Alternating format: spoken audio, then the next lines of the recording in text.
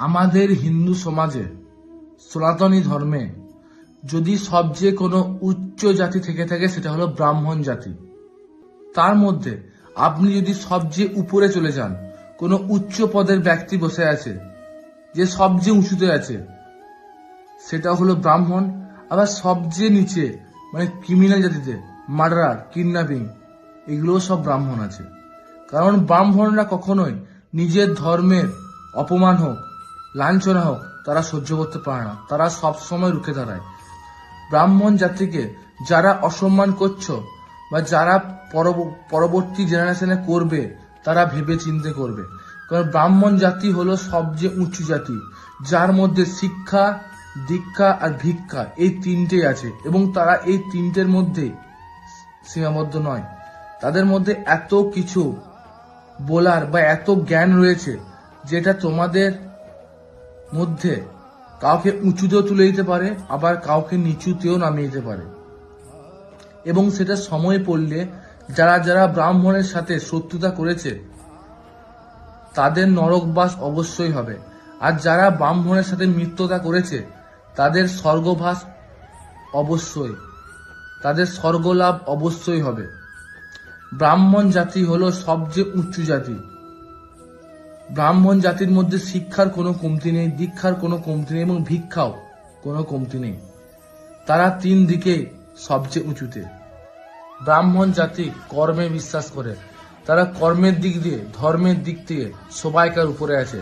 তারা নিজের ধর্ম বা নিজের আপন মানুষ, সে তার অপমান, লাঞ্ছনা, নিজের আত্মসম্মান বোধের দিকে সবচেয়ে উপরে। তার নিজের আত্মসম্মান বোধে যদি কেউ অপমান করে, অসম্মান করে, সেটা তারা কখনোই সহ্য করতে পারে না। একটা কথা মনে রাখবে, আমাদের ইতিহাস ঘাঁটলে তুমি বুঝতে পারবে কত কত মানুষ শুধুমাত্র ব্রাহ্মণ হওয়ার জন্য তপস্যা করেছে।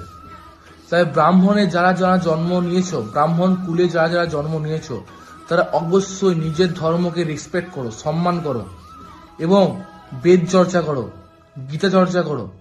কারণ তোমার মধ্যে যেই ক্যাপাবিলিটি, যে আইকিউ লেভেল তোমার মধ্যে দেওয়া হয়েছে, এখনো অবধি কোনো জাতিতে সেরকম আইকিউ লেভেল নেই বা সেরকম ট্যালেন্ট, ক্যাপাবিলিটি নেই। তুমি যেটা করতে পারবে সেটা আদার্স কোনো জাতি করতে পারবে না। কারণ তাদের মধ্যে উচ্চারণটা, মুখের যে উচ্চারণটা, সেটাই হবে না। তোমাদের অভিশাপ, ব্রাহ্মণ জাতি বা ব্রাহ্মণ কুলের অভিশাপ যদি একবার লেগে যায়, তার জীবন বেঁচে থাকতে থাকতে মৃত্যুর মতো হয়ে যায়। এবং যারা যারা এটা ফেস করেছে তারা তারা জানে যে হ্যাঁ, ব্রাহ্মণ জাতি কতটা পাওয়ারফুল।